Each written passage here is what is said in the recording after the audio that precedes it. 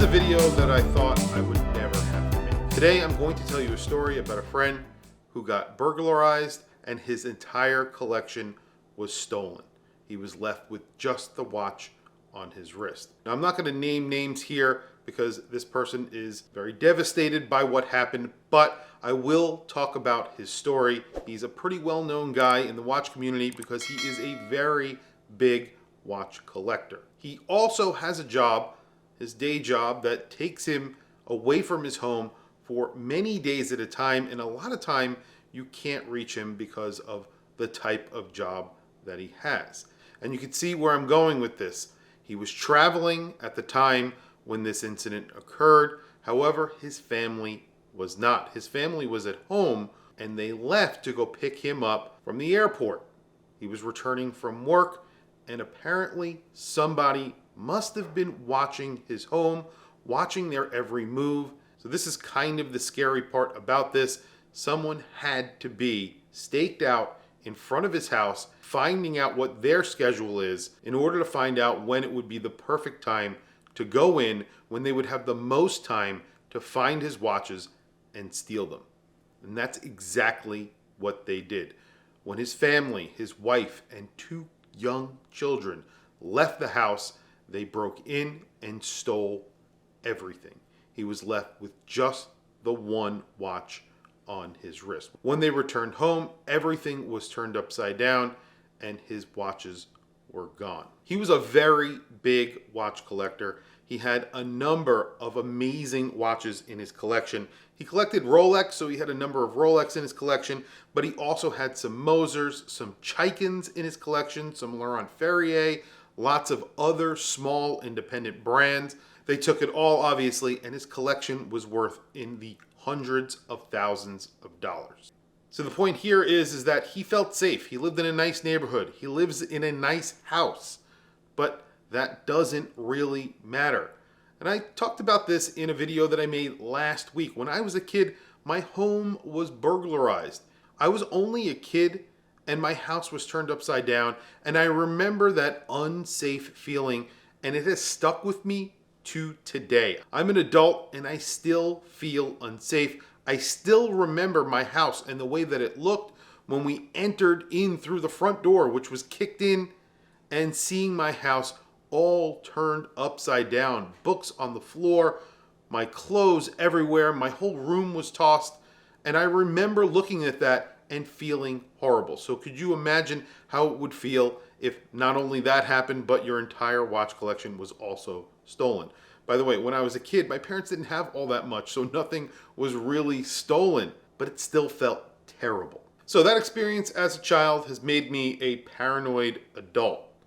So here are a few things that I do, and I do all of these things to keep not only my watch collection safe, but my family safe. And at the same time, obviously, this keeps my watch collection safe as well. First off, if you're going to keep your watches at home, you need to have a safe.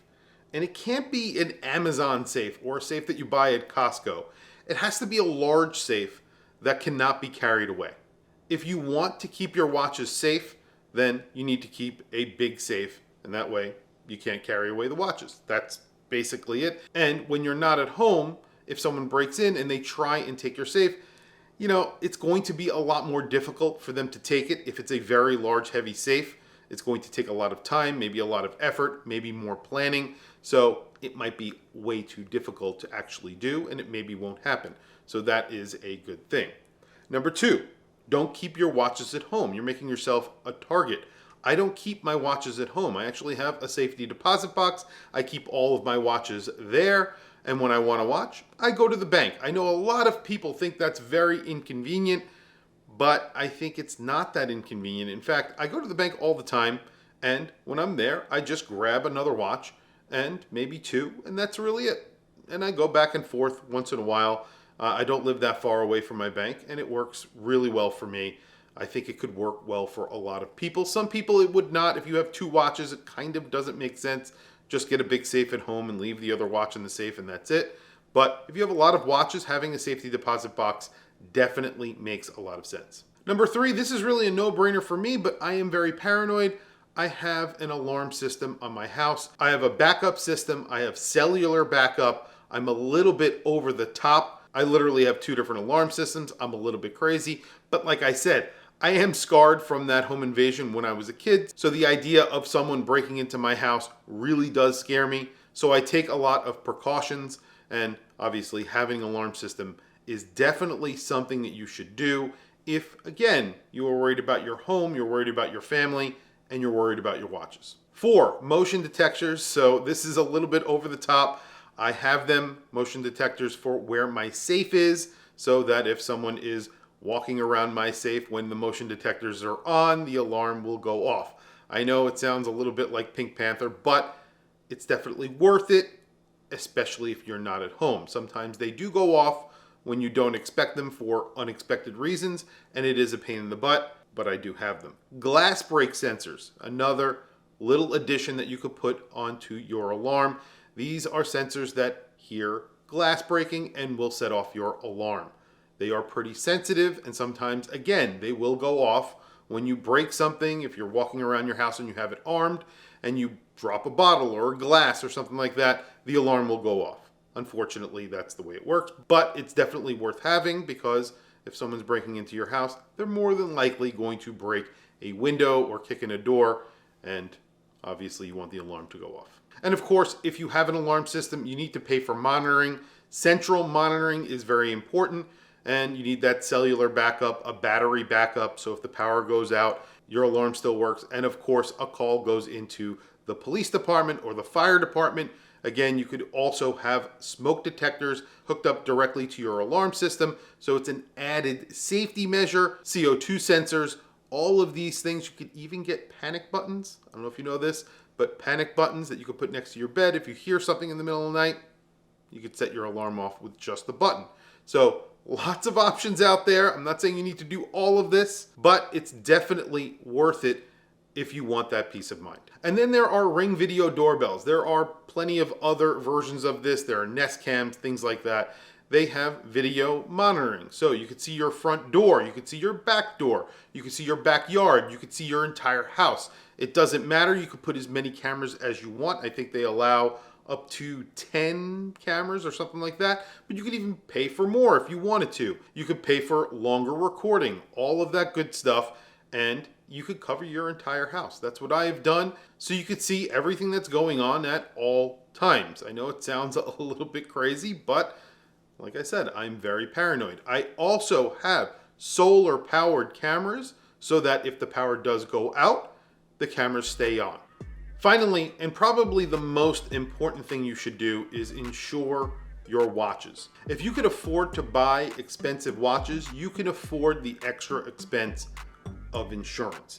You don't have to insure every single watch you have. If you buy a micro brand that's $300, you probably don't need to insure that watch. Eventually, it would not make sense. However, if you have watches that cost tens of thousands of dollars, it makes a lot of sense to spend a few $100s a year to keep those watches safe. This is a learning opportunity, and I will put a list of the watches that were stolen in the comment section. There are some serial numbers, so if you are looking at watches and you see one of these watches and you recognize the serial number, add a comment down below. If you know anything, obviously add a comment down below. Tell me what you guys think in the comments section below as well. What would you do to safeguard your watches? Is there anything that I'm missing that I could also do to safeguard my house, my family, and my watches? I want to hear from you guys. I know there's probably one other thing that people can think of that you could have in your home that would help you be safe from someone coming into your home. I know people are going to mention that down in the comments below. That is also something that a lot of people should consider. I'm not going to say that here, but obviously that is something that people should consider if you are as paranoid as someone like me. Anyway, guys, tell me what you think down in the comments below. I want to hear from you guys. Please also don't forget to like, subscribe, hit that bell icon. It is super helpful for the channel, and I very much appreciate it. Anyway, guys, thank you for logging on. Thank you for watching this video. I'll catch you guys in the next video.